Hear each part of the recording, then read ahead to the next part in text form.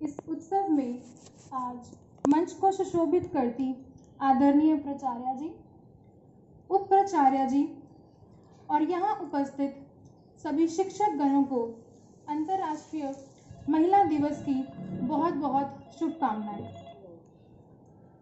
पिछले कुछ दिनों से जब भी मुझसे साथी अध्यापिकाएं संवाद करती तो कहती कि 8 मार्च को आप क्या कीजिएगा। मैंने कहा 8 मार्च को निश्चित रूप से हम सब एक दूसरे से संवाद करने से पहले एक दूसरे की पीठ थपथपाएंगे, बधाई देंगे। और आज सुबह से ही मैं देख रही हूँ कि काफ़ी जोश में अध्यापिकाएं एक दूसरे से मिल रही हैं। आशावादी हूँ और अभिलाषी हूँ कि ये जोश, ये जुनून, ये जश्न मात्र एक दिन तक सीमित नहीं रह जाएगा। हर दिन महिला का दिन है, हर दिन महिला का दिन है, हर दिन शक्ति का पर्व है, हर दिन उत्सव है इंसानियत का जिसकी केंद्र बिंदु महिला है। आज इस संकल्प के साथ आप सबको संबोधित करना चाहती हूँ। आजकल जब चर्चा होती है शक्ति की अथवा शक्ति स्वरूपा की तो अक्सर कहते हैं कि the empowered women is the one who is blessed with education. लेकिन मेरे देश की साधारण महिला की शक्ति का एहसास मुझे तब हुआ जब मैंने स्मृति ईरानी जी के भाषण में एक ग्रामीण महिला की कहानी सुनी। वही कहानी आज आपकी अनुमति से आप सबके साथ साझा करने जा रही हूँ। ये कहानी है पंजाब की एक महिला की।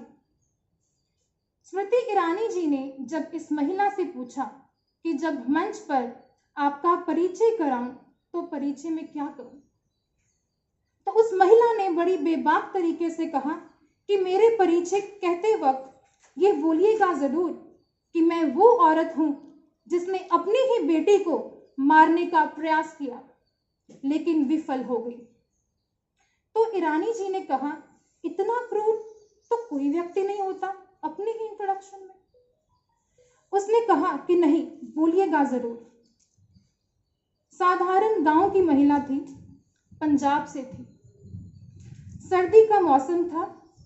नवंबर दिसंबर की ठंड में उसने अपनी तीसरी बेटी को जन्म दिया और पति ने पहले से ही आगाह कर दिया था कि अगर तीसरी भी बेटी हुई तो घर लौटना मत। अस्पताल में मिलने कोई नहीं आया और 2 दिन बाद जब उस औरत का अपना भाई आया तो अपना ही भाई बोल गया कि जीजा जी से मेरी बात हो गई है, अगर तीसरी का निपटारा कर दो तो 2 बेटियों के साथ तुम घर पर रह सकती हो। निपटारे की क्या तैयारी थी? महिला से कहा गया कि तुम जब घर लौटोगी तो तीसरी को कुछ ऐसे तरीके से मारना कि पुलिस को शक ना हो। वो महिला अपनी 3 दिन की बेटी को लेकर घर लौटती है। शाम को ठंड में वो अपनी बेटी के बदन से वस्त्रों को उतारती है और खाट पर उसको छोड़ देती है और खुद जाकर चौखट पर बैठ जाती है। उसको लगता है 3 दिन की बच्ची है, रात को ठंड से मर जाएगी, सुबह उठकर चिल्ला दूंगी, पुलिस भी जानती है, मामला रफा दफा कर देगी। बेटी की मौत का इंतजार करती करती वो चौखट पर सो गई।